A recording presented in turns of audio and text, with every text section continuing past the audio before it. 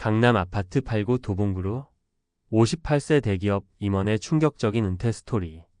여러분 안녕하세요.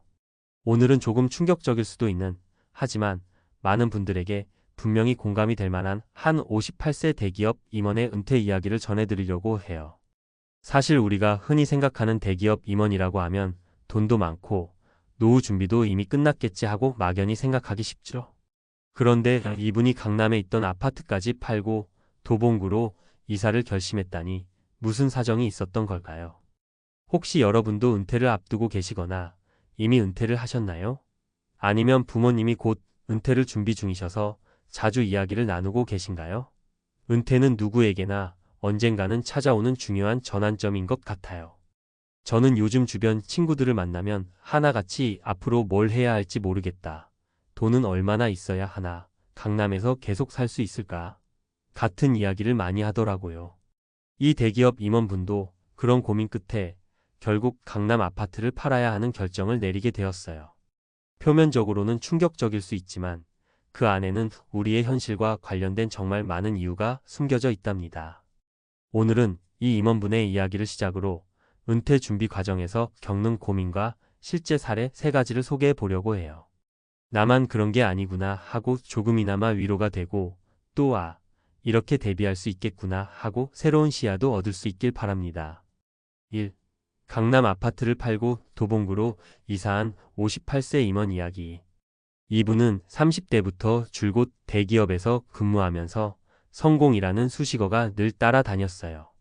좋은 성과로 임원 자리까지 오르고 가정도 꾸리고 자녀들도 훌륭히 키워냈죠. 덕분에 강남 한복판에 아파트도 마련하게 됐고요. 그런데 은퇴를 1년 앞두고 건강검진에서 살짝 좋지 않은 소견을 받았다고 해요. 스트레스가 원인일 수도 있고 심리적 부담이 작용했을 수도 있죠.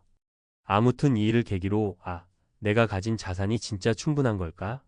이제부터는 돈만이 아니라 건강도 챙겨야 하는데 정말 이대로 괜찮을까? 하는 고민을 깊게 하게 됩니다. 막상 숫자를 들여다보니 강남 아파트 유지비와 생활비, 그리고 자녀들에게 지원해주던 비용 등이 만만치 않았다고 해요. 회사에 다닐 때는 월급이 넉넉했으니 크게 체감하지 못했는데 퇴직 후에는 매달 들어오는 돈이 확 줄어들 테니 불안감이 커질 수밖에 없었죠. 그래서 결국 고민 끝에 집을 정리하고 거주비와 생활비가 상대적으로 저렴한 도봉구로 이사했습니다. 처음엔 가족도 반대하고 주변에서도 왜 그렇게까지 하느냐는 소리를 했지만 막상 이사하고 난 후에는 주변 환경이 차분하고 병원을 가거나 생활 편의시설 이용하기도 편하고 남은 자금으로 노후 생활비를 마련할 수 있어서 마음이 한결 편해졌다고 해요. 여러분도 혹시 이런 선택에 공감하시나요? 은퇴 이후 어떤 삶을 살아갈지 그림 그리기가 참 어렵죠. 아래 3가지 다른 사례들도 함께 보시면 조금 더 설득력 있게 와닿으실 거예요. 2. 은퇴 후 삶에 대한 3가지 사례. 1. 55세 중소기업 과장님의 소비 패턴 변화. 첫 번째 사례는 55세까지 중소기업에서 과장으로 재직하시다가 갑작스러운 구조조정으로 예정보다 일찍 은퇴하게 된 분이에요. 그래도 적금이 좀 있으니 괜찮겠지 싶어서 한동안은 예전 그대로 소비 패턴을 유지했는데 문제는 한두 달 만에 통장 잔고가 훅훅 줄어드는 걸 느꼈다는 거죠. 예전에는 월급이 꼬박꼬박 들어오니 카드값과 공과금을 크게 의식하지 않았는데 은퇴 후에는 고정 수입이 없으니 마른 수건 짜듯 빠져나가는 지출이 너무 무서웠다는 거예요. 결국 이분은 자동차도 한 단계 낮은 중고차로 바꾸고 취미생활도 상대적으로 적은 비용으로 즐길 수 있는 동네 문화센터 강좌로 전환했습니다. 이렇게 줄여야 나는 편하게 살 수 있겠구나 하고 깨닫게 된 거죠. 그래서 지금은 매일 아침 동네 공원 걷기, 저렴한 동호회나 강좌 참여 등으로 단순하지만 풍요로운 일상을 보내고 있대요. 돈은 조금 덜 써도 행복할 수 있더라 하는 게 이분의 결론이었습니다. 이 60세 개인 사업하던 자영업자의 이막 인생. 두 번째는 60세까지 음식점을 운영하시던 자영업자 분이세요. 30년 가까이 작은 식당을 운영하며 나름대로 단골도 많고 매출도 안정적이었는데 코로나 시기에 어려움이 닥치면서 가게를 정리하게 되었어요. 한평생 식당 주인으로만 살아왔던 분이라 은퇴 후 나는 이제 아무것도 아닌 사람인가? 하고 자존감이 뚝 떨어졌다더라고요. 주변에서는 조금 더 버텨봐라 하기도 했지만 본인은 건강도 잃고 더는 힘에 부친다고 느껴서 아예 정리하기로 결심하셨대요. 그런데 가게를 정리하고 나니 월세가 들어오는 상가 한 채가 남았고 그걸로 어느 정도 생활비를 충당할 수 있게 됐죠. 처음에는 내가 이막 인생을 뭘로 시작해야 하지? 막막했지만 주변에서 조언을 들어가며 소규모 배달 전문 창업을 온라인으로 시도했어요. 요즘은 작게 벌어도 덜 힘들게 즐겁게라는 마인드로 가볍게 일하고 나머지 시간에는 취미 활동을 하면서 마음의 여유를 찾고 계세요. 처음부터 너무 큰 욕심을 내지 않고 작은 수익 모델을 찾아가는 게 은퇴 후엔 훨씬 현명하다는 걸 깨달았다라고 말씀하시더라고요. 62세 국립대 교수님의 건강 우선 결정. 마지막 세 번째 사례는 조금 다른 관점에서 62세 국립대 교수로 정년 퇴임하신 분이에요.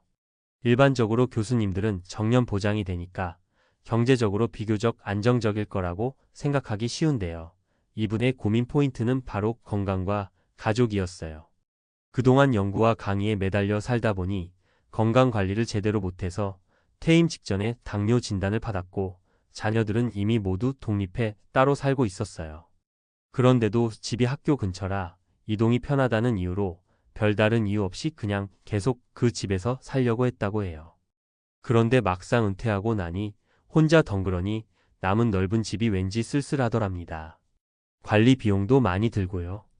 가족들은 비록 각자 삶이 있어도 점점 모이기 힘들어지고 여러 고민 끝에 이분은 좀 더 작은 곳으로 이사하면서 아예 가족과 가까운 지역으로 거주지를 옮기는 결정을 했어요. 그 뒤로는 식단 관리가 쉬운 동네 병원이나 건강센터도 꾸준히 다니고 주말에는 손주들도 자주 보게 되면서 삶의 만족도가 훨씬 올라갔다고 해요.